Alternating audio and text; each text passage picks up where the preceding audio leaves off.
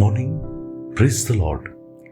Blessing foundation ministry Gujarat से मैं आपका भाई सैम क्रिश्चियन परमेश्वर ने दिए हुए आज के इस नए सुंदर दिन पर आप सबको प्रभु यीशु के नाम से जय मसीह की। आज हम पवित्र शास्त्र बाइबल में से प्रभु के इस वचन पर अध्ययन करेंगे। भजन संहिता की किताब उसका 75वां अध्याय और उसकी पहली आयत।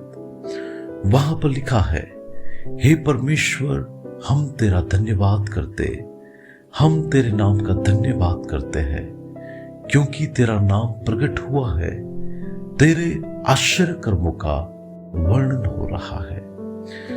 मसीह यीशु में मेरे प्रिय भाई और बहन, इस संसार में रहते हुए हम जितने भी परमेश्वर के बच्चे हैं, हम सब लोग प्रभु के आश्चर्य कर्मों का हमारे जीवन में कई बार हम लोग अनुभव करते हैं। लेकिन सवाल ये है कि क्या परमेश्वर के सब बच्चे परमेश्वर के आश्चर्य कर्मों का दूसरों के आगे वर्णन कर रहे हैं?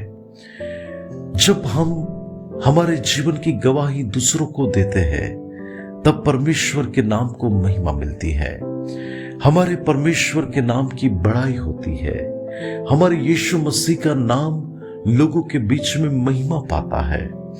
लेकिन कई लोग क्या करते हैं कि कई लोग अपने आश्चर्य कर्मों को पाकर ना ही धन्यवाद करते हैं और ना ही उस गवाही को दूसरों के बीच में बांटते हैं। बाइबल में 10 कुड़ियों को जब यीशु मसीह ने चंगा किया तो 10 में से सिर्फ एक ही यीशु के पास लौटा। तब यीशु ने कहा, क्या 10 को चंगा नहीं किया था? तो परमेश्वर की महिमा प्रकट करने के लिए और प्रभु का धन्यवाद करने के लिए क्या एक ही व्यक्ति वापस लौटा है? हाँ, इस संसार में कई लोग ऐसे हैं जो सिर्फ अपने चमत्कार से प्रेम रखने वाले हैं, जो सिर्फ लेने की ही अपने जीवन में इच्छा रखते हैं। लेकिन उनको जब अवसर मिलता है कि वो अपने जीवन की गवाही के द्वारा प्रभु के नाम को महिमा दे, तब वे लोग वो अवसर का इस्तेमाल नहीं करते। यीशु मसीह जब इस संसार के अंदर जब लोगों के बीच में अद्भुत और आश्चर्य कर्म कर रहे थे, तब वो काम इतने सारे थे कि संत यूहन्ना कहता है कि यदि उस सब कामों का वर्णन किया जाए और उसकी किताबें लिखी जाए, तो वो कहता है कि संसार में रखने के लिए जगह कम पड़ जाए, इतनी सारी किताबें इकट्ठा हो सकती है। हमारे परमेश्वर के काम थोड़े नहीं है, परमेश्वर के काम बहुत ही ज्यादा है। अगर हम सब लोग प्रभु के अनुग्रह के बारे में, उसके आश्चर्य कर्म के बारे में, अपने जीवन में हमने प्राप्त किए उस अनुभव के बारे में लिखना जाए, तो भी हम कितना कुछ लिख सकते हैं। लेकिन परमेश्वर चाहता है कि हम हमारी गवाही परमेश्वर के लोग होकर दे। आज कलीसिया के अंदर भी क्यों गवाही का टाइम दिया जाता है कि वो गवाही परमेश्वर को महिमा दे।